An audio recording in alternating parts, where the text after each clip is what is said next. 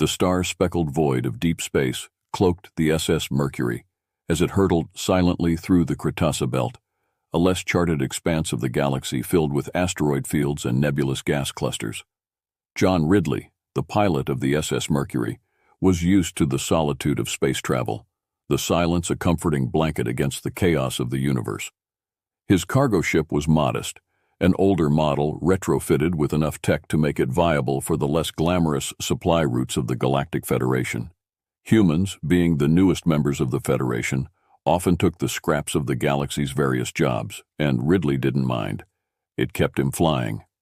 Today's run was supposed to be routine, a simple delivery of medical supplies to a research station on Zolaris 6. But as Ridley sipped his third coffee of the journey, the proximity alarm blared, a rare sound, and never a good one. Dropping his cup, Ridley swung into the pilot's seat, fingers flying over the holographic displays that sprang to life. "Computer, report!" The AI's voice, calm and androgynous, replied. "Unidentified vessel approaching. Possible match. Galactic patrol cruiser, class Sigma." Ridley cursed under his breath. A patrol cruiser in these parts meant trouble. He wasn't smuggling, not this time, but the patrol had a reputation for finding problems where none existed. As the sleek, ominous form of the cruiser loomed into view on his starboard side, Ridley prepared for the worst. The comlink crackled to life, a stern voice cutting through the static. "SS Mercury, this is Commander Rax of the Galactic Patrol. Prepare to be boarded for a compliance inspection. Do not attempt to flee." Compliance inspections were a euphemism for shakedowns. Ridley knew he had no choice. Fleeing was suicide. He steadied his breathing and replied, "Understood, Commander," complying with boarding procedures. Minutes later, a docking tube connected the cruiser to the SS Mercury, and Ridley could hear the heavy thud of boots through the hull. The door to his cockpit hissed open, and 3 armored patrol officers stepped through, their faces obscured behind visors. The leader, whom he assumed was Rax, gestured sharply. "Pilot, step away from the controls. We will search your ship. If you have nothing to hide, you have nothing to fear." As they rifled through his cargo, Ridley stood by helplessly. He watched them scan each container of medical supplies, his anxiety a tight coil in his stomach. But it wasn't until they reached a hidden compartment beneath the floor panels, a compartment Ridley hadn't even known existed, that his heart sank. "We've found something," one of the officers called out, pulling out a small metallic object inscribed with glowing symbols of the ancients, as Ridley's gut clenched with realization. Rax approached, snatching the artifact. "Care to explain this, Pilot Ridley?" I don't know what that is," Ridley stammered, truthfully bewildered. "This must be a mistake. I run supplies." "A likely story," Rax interrupted, his voice icy. "Possession of ancient artifacts without a Federation permit is a serious offense. You're coming with us." Protests died on Ridley's lips as he was cuffed and led aboard the cruiser. The last view he had of his ship was through the docking tube's window, a sad, lonely sight soon obscured as they detached and set course for the most dreaded destination known to minor criminals in the galaxy, the Galactic Holding Facility. As the stars streaked past, Ridley felt a despair deeper than the cold of space. The holding facility was notorious not just for its brutal security, but for its inmates. Known unofficially as the Galactic Jail, it was a melting pot of the Federation's finest thugs and the universe's hardest criminals. And a human, especially one wrongfully accused, would find no friends there. John Ridley's first glimpse of the Galactic Holding Facility was a stark reminder that his situation had gravely deteriorated. The space station loomed large against the backdrop of a dying star, its exterior pockmarked from meteor strikes and the occasional riot control measures. It circled the desolate moon of a gas giant, a perfect placement for a facility meant to house the most dangerous criminals in the galaxy. As he was marched through the dimly lit corridors of the facility, Ridley couldn't help but notice the blend of fear and hostility that emanated from the walls themselves, soaked with the despair of countless inmates. The guards, clad in heavy riot gear, eyed him with disinterest. A human was a rare sight here, but not an especially welcome one. Upon reaching his designated cell, Ridley was unceremoniously shoved inside, the heavy metal door clanging shut with a resounding thud that echoed the finality of his situation. The cell was small and stark, with nothing but a thin mattress on a steel slab for a bed and a toilet in the corner that offered no privacy. His cellmates looked up as he entered. The first to catch his eye was Thiz, a scrounge with scales that shimmered like wet tar under the flickering lights, eyes bulbous and unblinking. Next to him, Sutslark, a creeptoid, twisted his elongated, limb-laden body to get a better look, his many eyes blinking asynchronously. The last, Gronk, took a moment to even register Ridley's presence. The creature's craggy, rock-like skin almost made him blend into the gray walls of the cell. "Well, well, what do we have here? A human?" Thiz's voice slithered across the room, filled with a mix of amusement and contempt. Ridley said nothing, taking the bunk nearest the door which, by unspoken prison law, marked him as the lowest in the pecking order. He sat down, keeping his posture neutral, his eyes observing. "Not talking, huh? Humans are all the same. Weak and silent," Gronk rumbled, his voice like the grinding of stones. Ridley detected the underlying threat immediately. It was the same kind of machismo he'd seen in bar brawls back on Earth. Only these stakes were far higher. Sutslark moved closer to Ridley, his movement causing a slight hiss with each joint's articulation. "Do you know where you are, human?" he asked, a hint of mockery in his tone. "This is the Gorge. You won't last long here, especially not with that soft skin." The trio chuckled, and Ridley felt the eyes of other inmates on him, watching how he'd respond to the welcome. He remained silent, analyzing each of his cellmates' stances, their strengths, their weaknesses. He knew he had to establish himself, but direct confrontation on his first day would be foolish, especially before understanding the full dynamics of the cell. That night, as he lay in the stiff bunk, Ridley replayed the day's events. He thought about the artifact that had gotten him here. Planted? Perhaps. But why?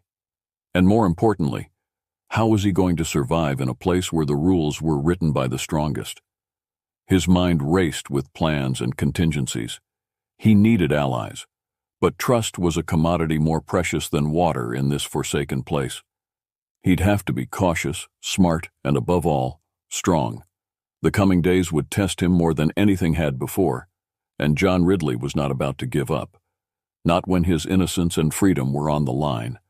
As the lights dimmed further, marking the beginning of the facility's enforced night, Ridley closed his eyes, the faint echoes of grunts and whispers lulling him to a restless sleep.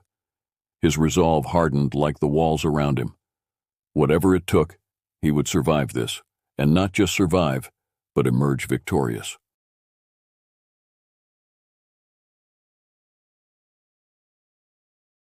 John Ridley lay in the darkness of his cell, the low murmur of the facility's nocturnal life playing a discordant lullaby. His mind, however, raced with the clarity of danger, dissecting every glance, every word from his cellmates. His body remained still, a skill honed under the harsh regimen of Earth's super soldier program, where he had learned to control even his heartbeat. Back on Earth, Ridley had been part of an elite experimental program aimed at enhancing human capabilities to better compete with the various alien physiologies encountered in the galaxy. The program was scrapped after political winds shifted, but Ridley retained his enhancements: superior strength, reflexes, and a drastically increased tolerance for pain. As morning came and the cell lightened slightly, signaling the start of another day, Ridley sat up. His cellmates stirred. Thiz stretched his massive limbs. Gronk simply rolled off his bunk, causing a small tremor on landing, and Slark slithered to the basin to drink. Ridley walked over to the basin after Slark, rinsing his face. He caught Slark's reflection watching him carefully in the polished metal above the basin. "Looking for weaknesses?" Ridley asked quietly, meeting the creeptoid's gaze in the reflection. Slark hissed lightly, a grin full of sharp teeth. "Always." "Smart," Ridley replied, drying his face with his sleeve. "Keep looking." He turned to find Gronk watching the exchange. "You think because you're quiet you can hide, human? You think we can't break you?" Gronk's voice was a challenge. Ridley faced him, his expression calm. "I think you'll try." Gronk snorted and turned away, a clear dismissal. Ridley returned to his bunk, eyes on the small viewport that showed the bleak grayness of the moon's surface. His plan was forming, but he needed more information. Today, he would start pushing back. Breakfast was a noisy affair in the communal eating area. Ridley kept to the edges, observing the social structure, the cliques formed by species and threat level. Thiz, Sislark, and Gronk stuck close, using their size to intimidate smaller inmates out of extra rations. Ridley noted the deference the others showed the trio. Fear and power ruled here, but fear was the stronger currency. That afternoon, during what passed for recreation in a small, barred-off section of another hall, Ridley tested his boundaries. He approached a game of Gint, similar to chess but with more dimensions, played by a pair of mid-sized draylids. They eyed him suspiciously, but allowed him to watch. Ridley didn't understand the game yet, but he nodded thoughtfully, pretending to consider moves. Thiz watched him. "Trying to make friends, human?" "Learning the rules," Ridley replied without looking up. "You won't last long enough to play," Thiz sneered. Ridley stood, facing Thiz fully. He smiled slightly. "Want to bet?" The crowd stilled, sensing the undercurrents. Ridley stepped into Thiz's personal space, close enough to feel the scrounge's damp breath. "I know things from Earth. Things to make your time here easier, or harder, depending on where I stand. Think about that before you decide I won't last." He walked away then, leaving Thiz staring after him, the seeds of doubt planted. Over the next few days, Ridley kept to himself, occasionally joining the Gint games, slowly gaining a grudging respect from the other inmates for his quick learning. He didn't engage Thiz, Gronk, or Sixlark directly again, but the atmosphere around him shifted. Subtle nods greeted him now, and fewer backs turned on him in the mess hall. His cellmates began to watch him with a new appraisal. A human, quiet but sharp, potentially useful. Ridley felt their change in attitude as an opening. He'd established himself as something other than a victim. John Ridley's gradual integration into the subtle social fabric of the Galactic holding facility continued as days blended into weeks. His presence at the Gint games had become an expected part of the afternoon recreation time, and even Thiz seemed to accept his participation with little more than a grunted acknowledgement. Ridley's strategy was simple: keep his head down while keeping his eyes and ears open. Every snippet of conversation, every shift in group dynamics, he catalogued meticulously. It was during one of these games that Ridley's situation rapidly began to evolve. The game had just ended, and he was re-racking the pieces when Thiz, with his typical lack of grace, shoved a smaller inmate aside to make space on the bench. The inmate stumbled, spilling his food tray across the floor with a clatter that echoed sharply off the metal walls. Ridley's gaze snapped from the spilled food to Thiz's smirking face. Something inside him tightened, a coil of anger heated by the injustice of the action and the laughter that followed from Thiz's usual cronies. As the smaller inmate scrambled to collect his food, Ridley stepped forward. "Hey," Ridley said, his voice calm but carrying. "That's enough." Thiz turned his bulk towards Ridley, his face twisting into a sneer. "What's this? The human's going to teach me manners?" The watching inmates paused, sensing the shift. Confrontations like these could reshape the pecking order if they played out a certain way. "Just saying you could be a little more careful," Ridley continued, meeting Thiz's gaze squarely. Sixlark and Gronk moved closer, their expressions a mix of curiosity and anticipation. This was new. No one had called Thiz out like this in a long while, certainly not a human, and definitely not one who had been avoiding trouble until now. Thiz laughed, a gurgling sound like draining water. "Oh, I'll be careful, human. Careful not to squash you." With that, he shoved Ridley hard in the chest with one webbed hand. Ridley stumbled back, but he planted his feet and absorbed the impact with a grunt. His military enhancements allowed him to withstand much more than the average human, or the average inmate for that matter. He straightened, brushing off his jumpsuit nonchalantly. "If that's your best push, I'm not worried," Ridley quipped, locking eyes with Thiz. Murmurs rippled through the onlookers. The human was standing his ground. With a roar, Thiz lunged forward, intent on crushing Ridley against the wall. But Ridley was prepared. He sidestepped at the last moment, using Thiz's momentum against him to shove the scrounge face first into the wall. The impact left Thiz dazed, his nostrils flaring out as he tried to comprehend what had just happened. Ridley didn't wait. He grabbed Thiz by the collar and whispered harshly into his ear, "Listen closely, because I won't say this again. We're all stuck in this hellhole together. You don't have to like me, but you will respect me." He released Thiz, who stumbled back, rubbing his head, shock and anger warring on his features. Sislark and Gronk watched, their eyes wide. No one had ever humiliated Thiz like that, not in front of such an audience. From that day forward, the dynamics in the cell changed. Thiz kept his distance, nursing his wounded pride. Sislark and Gronk, who had witnessed Ridley's capabilities firsthand, treated him with a newfound respect tinged with wariness. They were still not friends, but there was an acknowledgement of his strength and a reevaluation of their own standings. Ridley's reputation grew. Other inmates began looking to him as someone who stood up to the bullying that was all too common in the facility. He started receiving nods of respect from others, including a few aliens from species known for their discerning judgment of character. The balance of power had shifted subtly but significantly. Ridley knew he had taken a gamble, but it had paid off. Now he was not just in the weeks that followed his confrontation with Thiz. John Ridley's standing among the inmates of the Galactic holding facility underwent a remarkable transformation. His bold defiance and unexpected victory had circulated through the undercurrents of prison gossip, elevating his status from a mere novelty to a respected figure within the facility's tangled social hierarchy, establishing territory. Ridley found that with respect came a semblance of space. His cellmates, Thiz, Slark, and Gronk, now treated him with a cautious mix of respect and distance. Even in the crowded mess hall, inmates would make a small, almost imperceptible space for him at the tables. It was a silent acknowledgement of his capabilities, a privilege in the survival-driven ecosystem of the jail. Strategic alliances. Realizing the potential of his enhanced position, Ridley began to cultivate strategic relationships. His aim was not friendship. Personal connections were a liability in such a volatile environment, but alliances based on mutual benefit. He approached a small, wiry creature named Tix, a member of the Glimmer species known for their technical prowess. Tix had been watching Ridley with keen, shimmering eyes since the incident with Thiz. "Need a hand with that?" Ridley asked one day, nodding towards the tangled heap of electronic components spread out before Tix in the recreation area. Tix's eyes flickered with surprise and suspicion, but after a moment's hesitation, he nodded.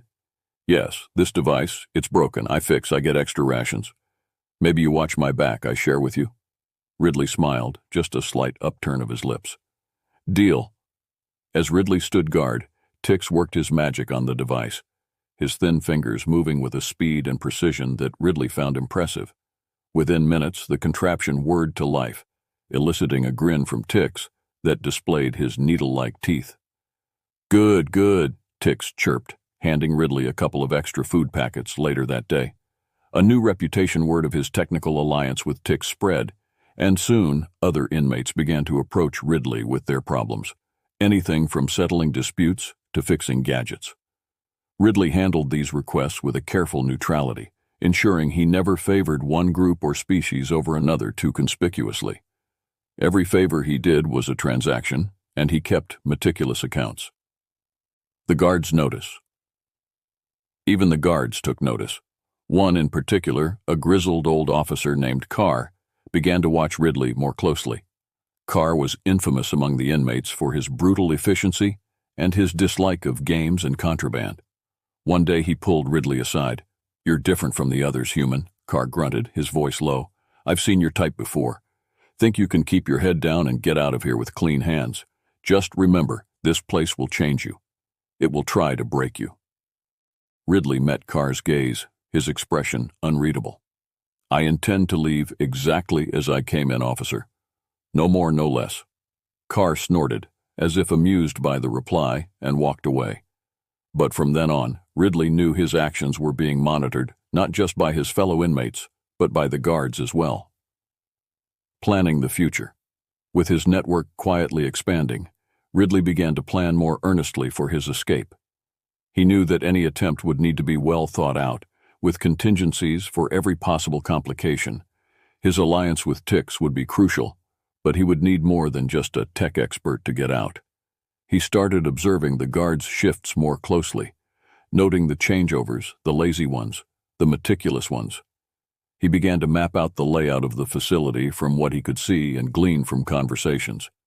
Every corridor, every locked door was catalogued in his mind, a growing blueprint of the prison that John Ridley's days at the Galactic holding facility became a blur of routine, punctuated by quiet plotting and careful alliance building.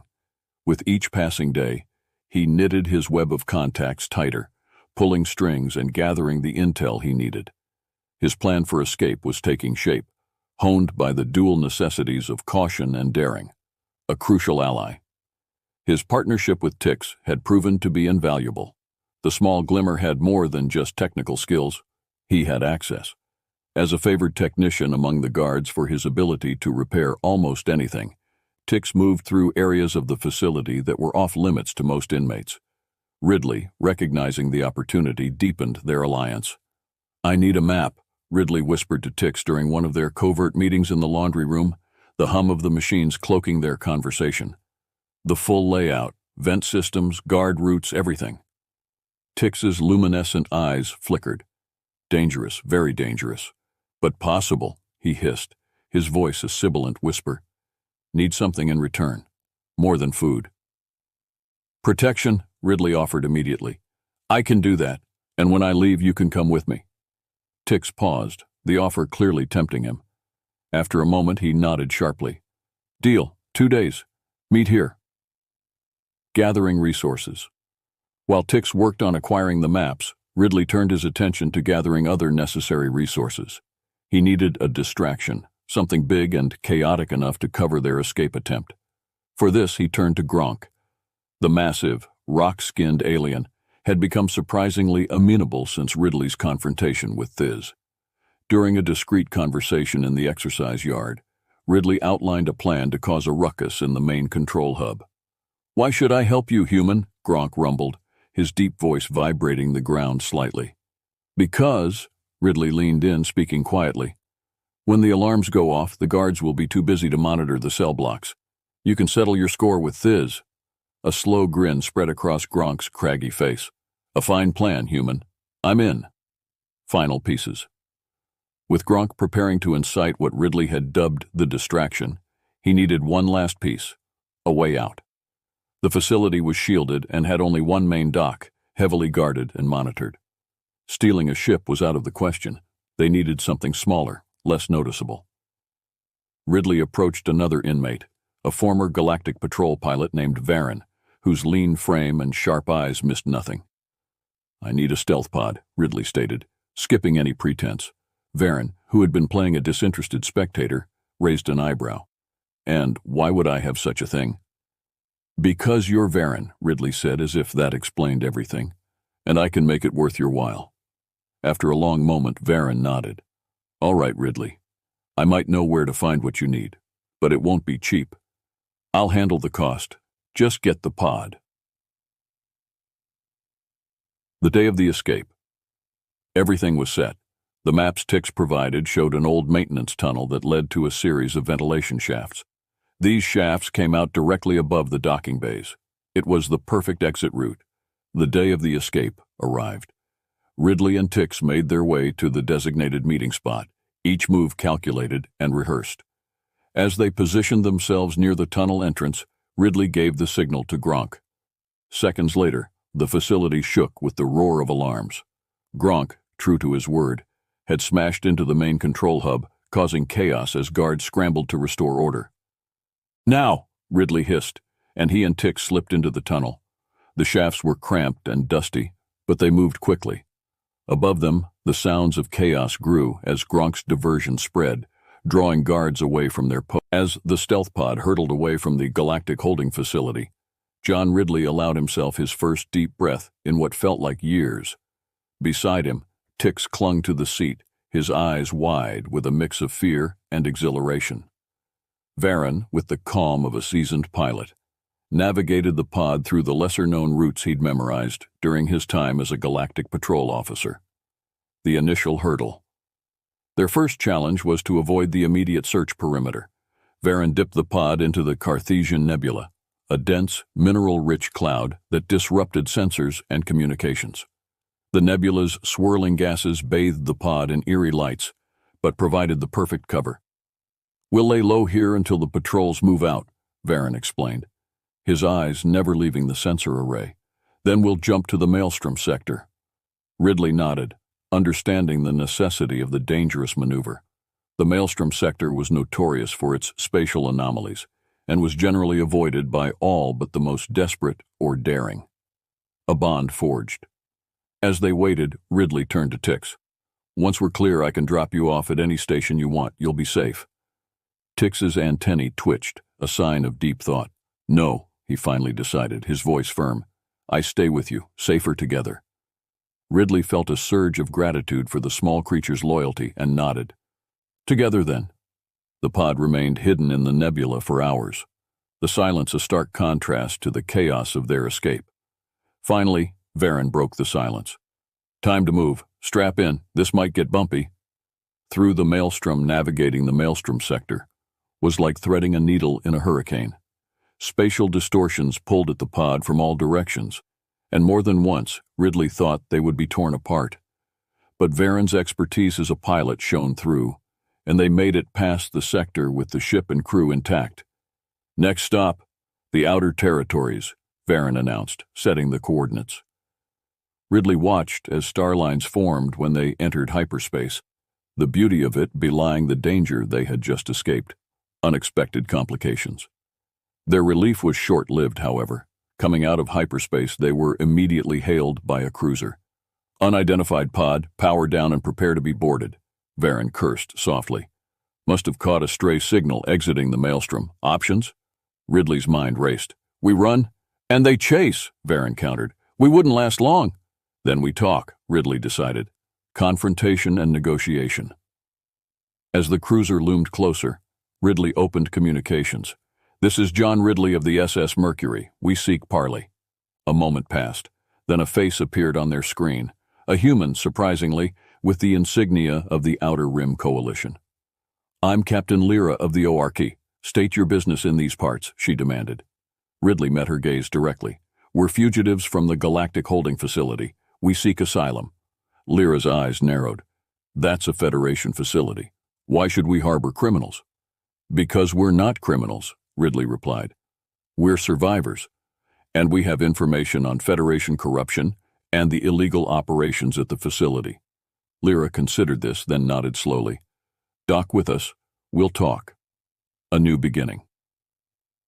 Once aboard Captain Lyra's ship, Ridley and his companions were treated with a cautious hospitality.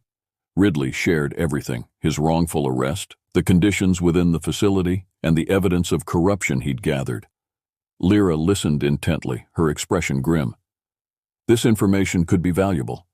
It could help us in our efforts against Federation overreach." She stood, extending her hand. "Welcome to the Outer Rim Coalition, John Ridley. Seems like we have a lot to discuss." Conclusion.